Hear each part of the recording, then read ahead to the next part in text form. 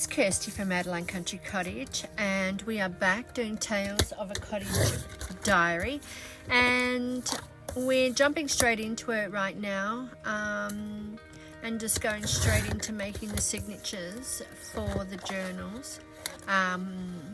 Well, for the journal, the hardcover we're going to start with. So right now I'm just choosing all the papers and you know, sort of creating the signature, and there should potentially be at least 4 signatures in this journal, we're hoping, in the hardcover.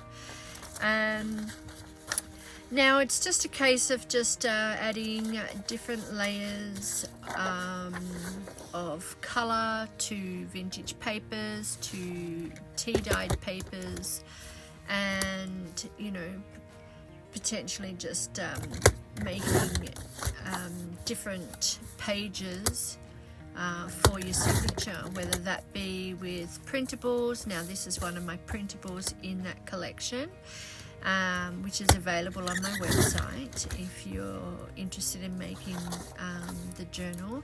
And you know, and we go ahead and we use all the printables as well as vintage papers and envelopes and tea-dyed envelopes and all sorts of different goodies to create each signature.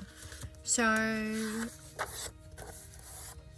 we're just going to allow this to go ahead, and I'll let you watch a little bit while I put this together.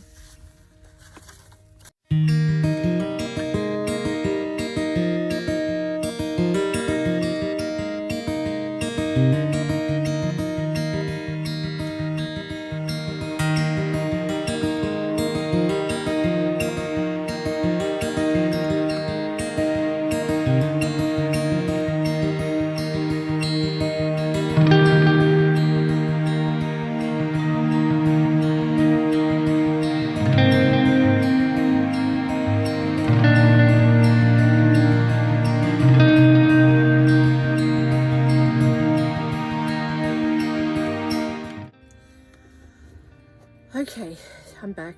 Sorry about that. When I start cutting up paper and ripping paper, which is what I was doing earlier, the dust of the paper flies up in the air, and occasionally I'll have a bit of a sneezing attack.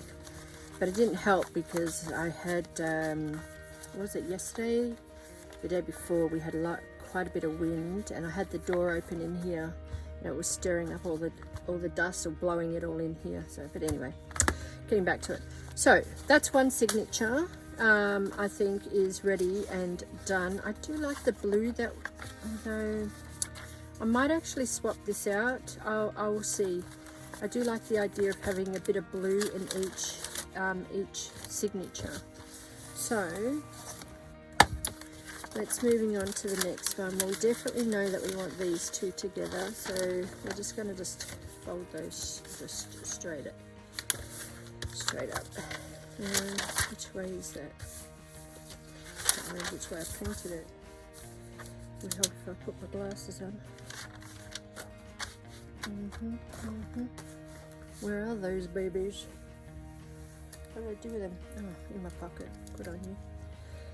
Okay, so I think that's the right side. Okay. I'm not going to cut the edges off. I'm just going to leave it as is. Yeah. And I'm going to put it around that side so you can see the luck of the little bird with the tree. So we'll do that. I'll do this, and then I think as we turn this into a pocket, and we will look to see the size. Yeah, that should be okay. Just bring it down a bit. We'll make this a pocket, so I'm going to sew up the sides here. But you know, I might make it a little bit longer on one side. Yeah, I think so that it sits about here actually.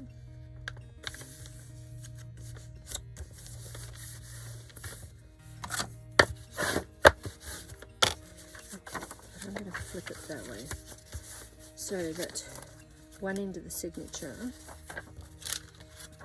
so this side gets a pocket, and then when you flip it to the other side, there's another little pocket here, and plus it reveals some of that. I think I like that. Yes. And then we've got this leftover piece. I've really got colour that way. I'll turn it this way. I'll put that in.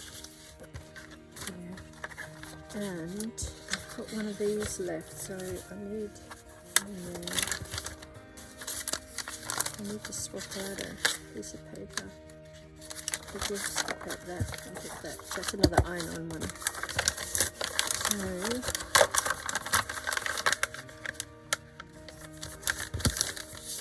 okay, now it doesn't look exciting, but meaning because you've got plain on the outside. Now let's see first, 1, 2, 3, 4, and 5, which is now, oh there it is. I don't know why these are, here we go.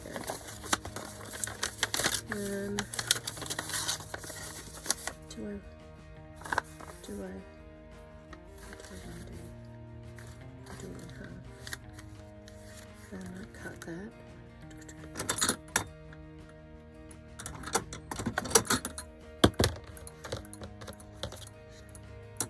Those big ones.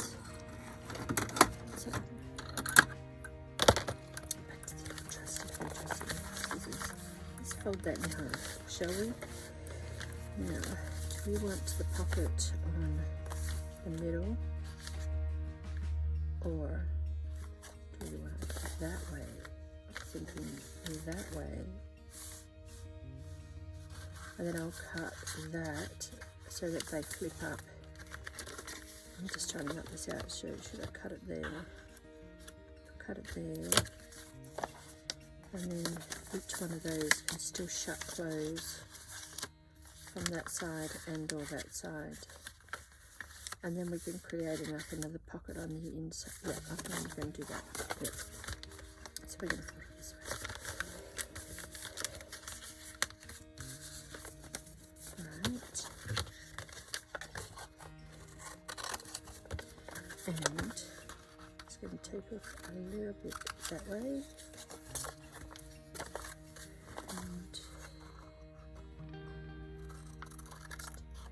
That's eyeball stuff. If you're a measure and you like things precise, go right ahead and do that. Right, so that way when it's sewn in, see how it doesn't rub up against the side, and you'll be able to open that up with ease. Okay, so that's the 6th part of this signature. But as I said to you, don't think that it's, not that it's saying that this is the actual one, but if this is in the book beside each other, when you get to this page, you got that, and then you got that. So you got the colour on both sides, and then it just continues on, yeah? Or you go back this way. So you've always got something that's pretty and plain next to each other. That's how I look at it. Okay, I still need to cut that piece off. And here we go with the sneezing again, I think. Oh, gosh. Go away. Dust. Paper dust. Alright, where are we at? No, that way. Okay. Yep, that measures pretty good.